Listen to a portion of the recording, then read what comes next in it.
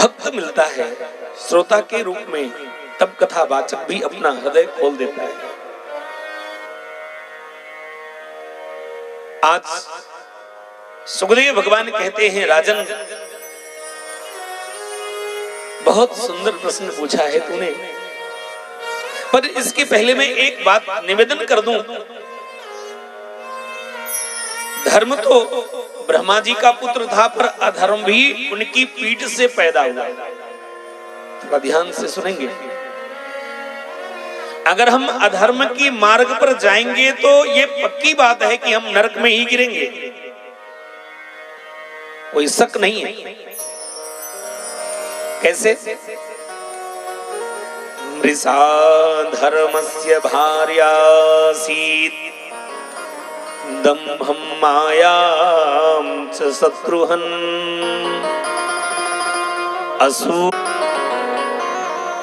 राजन,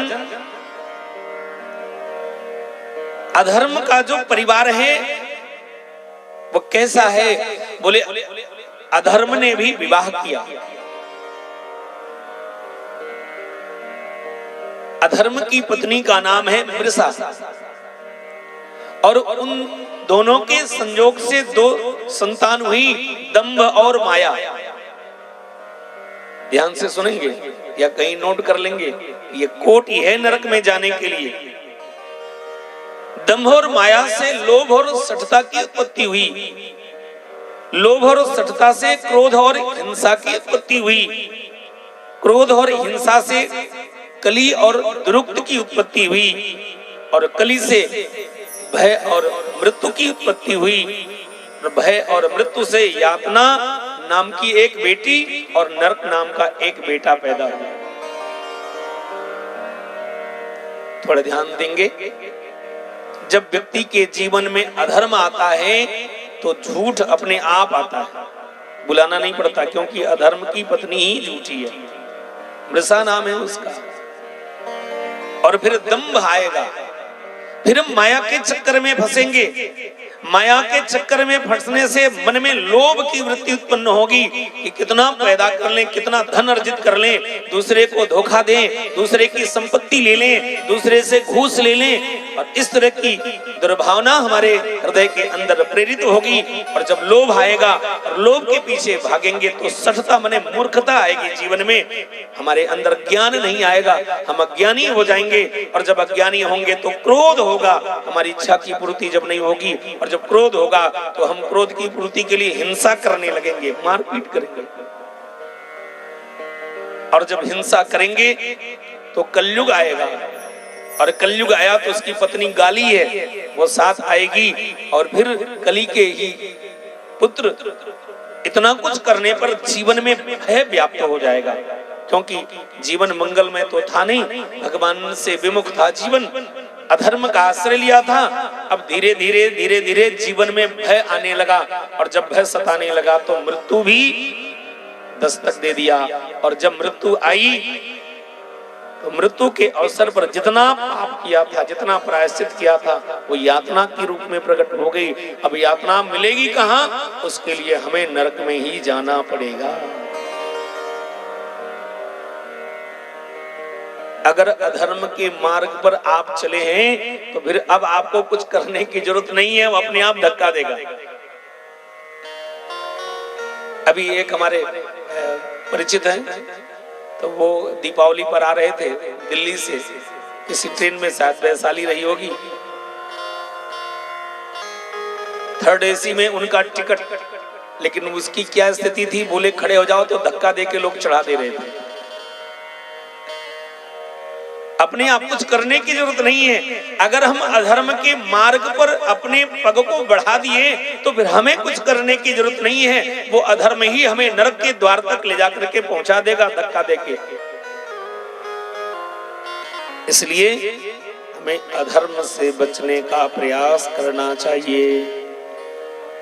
तो महाराज अधर्म से कैसे बचें? बोले एक ही उपाय है जो मैं निवेदन करता हूं प्रतिदिन, भगवान के नाम का स्मरण। कई लोग तो ऐसे हैं जब अपनी बेटी का विवाह करते हैं तब दीक्षा लेते हैं, पता नहीं कैसी भ्रांति पाल रखी है। अब वो भी व्यवस्था है, मजबूरी है। लोग कहते हैं कि भाई बेटी का विवाह करना है तो पहले मंत्र ले लो, और अगर बेटी ना हो तो हमें नहीं लगता कि वो मंत्र ले पाएंगे। क्यों? क्योंकि उनकी सोच नहीं। कई लोगों के मन में भ्रांति है, हमने मंत्र फुंकवा लिया अपने गुरुजी से कान में तो हम अब मुक्त हो गए, सारी अलाय बलाय अब गुरुजी समझे। ऐसा कुछ नहीं होता। इस भ्रांति में मत रखना। अपने जीवन को करना अपने ही पड़ेगा।